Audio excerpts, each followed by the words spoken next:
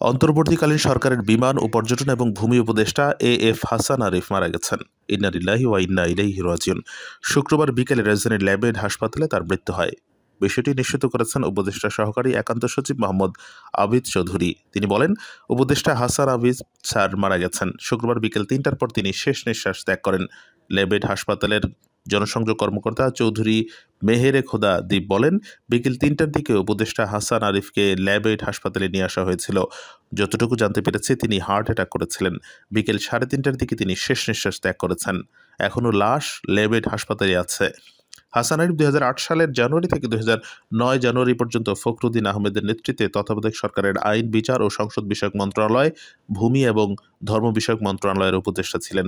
এরপর ২০২৪ সালের ৮ আগস্ট বাংলাদেশের অন্তর্বর্তী সরকারের উপদেষ্টা হিসেবে নিযুক্ত হন এবং ৯ আগস্ট স্থানীয় সরকার, পল্লী উন্নয়ন ও সমবায় মন্ত্রণালয়ের উপদেষ্টা হিসেবে দায়িত্ব পান।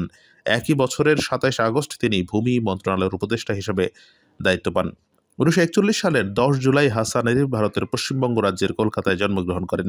তিনি কলকাতার সেন্ট জেভিয়ার্স কলেজ থেকে স্নাতক এবং পরবর্তীতে কলকাতা বিশ্ববিদ্যালয়ের অধীনে এলএলবি সম্পন্ন করেন। তিনি কলকাতা হাইকোর্টে ১৯৬৭ সালে আইনজীবী হিসেবে কাজ শুরু করেন। এরপর ঢাকায় এসে বাংলাদেশ হাইকোর্টে কাজ শুরু করেন। ২০০১ থেকে ২০০৫ সালের ২৮ এপ্রিল পর্যন্ত অ্যাটর্নি জেনারেল হিসেবে দায়িত্ব পালন করেন হাসান আরিফ।